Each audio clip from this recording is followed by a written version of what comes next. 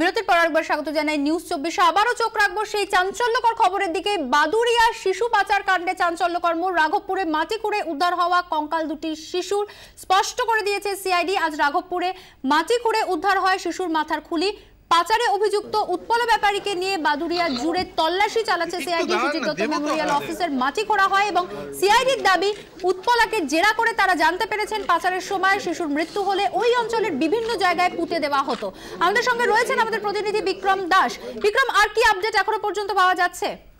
দেখো, অভিযুক্তদেরকে যখন জিজ্ঞাসাবাদ করা হয় তখন সেক্ষেত্রে তাদের অন্যতম মোডাস অপারেন্ডির বিষয়ে জানতে পারে পুলিশ যে সমস্ত ব্যক্তিরা তারা ডেলিভারি করানোর জন্য আসতো মহিলারা, সেই সময় ডেলিভারি হওয়ার পর তৎক্ষণাৎ চিকিৎসক বেরিয়ে জানাতেন যে তার বাচ্চার মৃত্যু হয়ে গেছে, অথচ সেই বাচ্চা কিন্তু মৃত্যু হয়নি। সেক্ষেত্রে জীবিত বাচ্চাকে সরিয়ে দেওয়া হতো, পাচার করে দেওয়া হতো, তার বদলে মৃত বাচ্চা, সেই মৃত বাচ্চাকে প্রেজেন্ট করে দেখানো হতো যে তার বাচ্চার মৃত্যু হয়েছে। এখানেই সিআইডি জিজ্ঞাসা ছিল যে কোথা থেকে এই মৃত বাচ্চাগুলিকে আনা হতো, প্রেজেন্ট করা হতো এবং সেই মৃত বাচ্চার অবশেষে কি করা হতো। তখনই সিআইডি জানতে পারে তদন্ত করতে গিয়ে যে এই মৃত বাচ্চাগুলি কিন্তু প্রিজার্ভ করে রাখা হতো এবং যতদিন পতন ঘটছে ততদিন কিন্তু এইভাবেই প্রেজেন্ট করা হতো বিভিন্ন যারা পেশেন্ট তাদের কাছে, এবং যেই মুহূর্তে পুঁতে যেত এই মৃতদেহ এই সময় কিন্তু পুঁতে দেওয়া হতো। এনজিও মতলবপুর এনজিও যেখানে তল্লাশি অভিযান চলছে তার পাশে একটি মাঠ আছে, সেই মাঠে কিন্তু বিভিন্ন জায়গায় পুঁতে দেওয়া হতো বিভিন্ন এই ধরনের যে সমস্ত মৃত শিশুকে।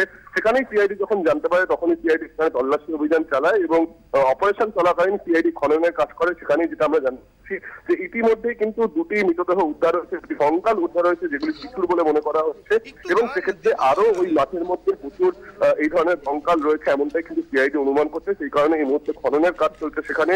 তার পাশাপাশি কিভাবে এই শিশুগুলির মৃত্যু সে বিষয়ে জানার জন্য কিন্তু এই যে মৃতদেহ বা যে স্কেলিটন পাওয়া যাচ্ছে সেগুলির অটোপসি করা হবে, অর্থাৎ সেগুলির পোস্টমর্টম করা হবে, এবং তার সঙ্গে সঙ্গে অত্যন্ত তাৎপর্যপূর্ণ আমরা যেভাবে জানতে পারছি যে শুধুমাত্র চুরি, পাচার, অপরাধমূলক ষড়যন্ত্র এইসব ধারণা, এর পাশাপাশি যেহেতু স্কেলিটন উদ্ধার হয়ে গেছে এই শিশুদের, সেক্ষেত্রে কিন্তু তরফে খুনের মামলা রুজু করা হচ্ছে অভিযুক্তদের বিরুদ্ধে। অত্যন্ত গুরুত্বপূর্ণ মোড় এই মুহূর্তে এই ঘটনায়, এই শিশু পাচার কাণ্ডে। সেই কারণে কিন্তু সিআইডি সূত্রে আমরা যেটা খবর পাচ্ছি যে একজন মহিলার নাম উঠে আসছে যার নাম বাসন্তী। সেই মহিলাই কিন্তু বাদুড়িয়া এলাকা থেকে বেশ কয়েকটি শিশু পাচার করেছিল এবং পাচার করে সেই শিশুগুলিকে ঠাকুর পুকুরে এনে রাখা হয়েছিল। তার সঙ্গে সঙ্গে দক্ষিণ 24 পরগনার একটা যোগ পাওয়া যাচ্ছে, যেখানে জানা যাচ্ছে যে বেশ কয়েকটি নার্সিং হোম রয়েছে যেগুলি দক্ষিণ 24 পরগনায় অবস্থিত, এবং আরো বেশ কয়েকটি জেলার নাম উঠে আসছে। সেই নার্সিং হোমগুলোর উপরেও কিন্তু বাড়তি নজর দেখা হচ্ছে। অর্থাৎ সিআইডি প্রথমে যেটা মনে করেছিল যে শুধুমাত্র বাদুড়িয়া বা কলকাতার নির্দিষ্ট কয়েকটি নার্সিং হোম এই ঘটনার সঙ্গে জড়িত, সেক্ষেত্রে এই চক্র যে বিস্তৃত, কতটা বিস্তৃত সেই বিষয়টা কিন্তু প্রথমে বোঝা যায়নি। তারপরে যখন অভিযুক্তদেরকে গ্রেফতার করা হয় এবং তাদেরকে জিজ্ঞাসাবাদ করা হয় তখন এই বিষয়টা স্পষ্ট হয় যে এই পাচার চক্র। বিক্রম, সেক্ষেত্রে যেরকম এখনো পর্যন্ত তথ্যে উঠে এসছে যে পূর্বাশা, যেটা মূলত হেডকোয়ার্টার হিসাবে ব্যবহার করা হতো এই বাচ্চা পাচারের ক্ষেত্রে, অর্থাৎ বিভিন্ন জায়গা থেকে বাচ্চাদের এনে এই পূর্বাশাতে রাখা হতো, সেই বিষয়ে বা কি জানাচ্ছেন গোয়েন্দারা? দেখো, আমরা জানতে পারছি যে শুধুমাত্র বাদুড়িয়া নয়, কলকাতায় নয়, এর পাশাপাশি বেশ কয়েকটি জেলার নাম উঠে আসছে যেখান থেকে বাচ্চা পাচার করা হয়, এবং সেক্ষেত্রে ঠাকুরপুকুরের এই হাঁসপুকুরের যে হোম সেটিকে কার্যত সেফ হাউস হিসেবে ব্যবহার করা হতো বা গোডাউন হিসেবে ব্যবহার করা হতো। সমস্ত বাচ্চা পাচার করে বা চুরি করে সেখানেই নিয়ে এসে রাখা হতো, সেখানেই মোতায়েন করে রাখা হতো, এবং তারপর যেহেতু এই জায়গার ভৌগোলিক অবস্থান অত্যন্ত গুরুত্বপূর্ণ কারণে কিন্তু এখান থেকে পাচার করা হতো। তার কারণ কলকাতার অত্যন্ত সংলগ্ন এলাকা, সেক্ষেত্রে ডেলিভারি করতে কিন্তু সুবিধা, যাদেরকে বাচ্চা ডেলিভারি করা হতো, বিক্রি করা হতো, তাদেরকে এই জায়গা থেকে ডেলিভারি করতেই সুবিধা ছিল। সেই কারণে কিন্তু এই জায়গা থেকে বেছে নেওয়া হয়, তার উপরে নিরিবিলি এলাকা। সেক্ষেত্রে যেটা আমরা জানতে পারছি যে এখানে কিন্তু একটি ফ্লোর তৈরি করা হয়েছিল শুধুমাত্র শিশুদেরকে রেখে দেওয়ার জন্য, যাদেরকে চুরি করে আনা হচ্ছে।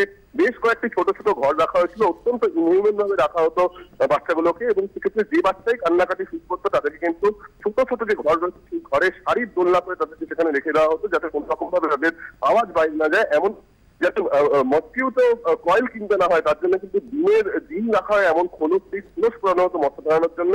অর্থাৎ যে বিষয়টা উঠে এসে সিআইডি তদন্ত করতে গিয়ে যে অত্যন্ত অমানবিক ভাবে, অত্যন্ত ইনহিউম্যান ভাবে কিন্তু এই বাচ্চাগুলোকে রাখা হতো। এখানেই প্রশ্ন উঠছে, অত্যন্ত গুরুত্বপূর্ণ মোড়, যে বাচ্চাদের মৃতদেহ দেখানো হতো তারা কি জন্মানোর তাদের কি ন্যাচারাল ডেথ হয়েছিল, নাকি সেই বাচ্চাগুলি এই নেগলিজেন্সের জন্য, এই পাচার করার জন্য মরে গিয়েছে, যার ফলে তাদেরকে কবর দিতে হয়েছে বা পুঁতে দিতে হয়েছে। এই বিষয়গুলি জানার জন্য কিন্তু সিআইডি তদন্ত শুরু করেছে এবং খুনের মামলা রুজু করতে তার সঙ্গে সঙ্গে বাচ্চাগুলির মৃতদেহ বা স্কেলিটন কিন্তু পোস্টমর্টম করা হবে।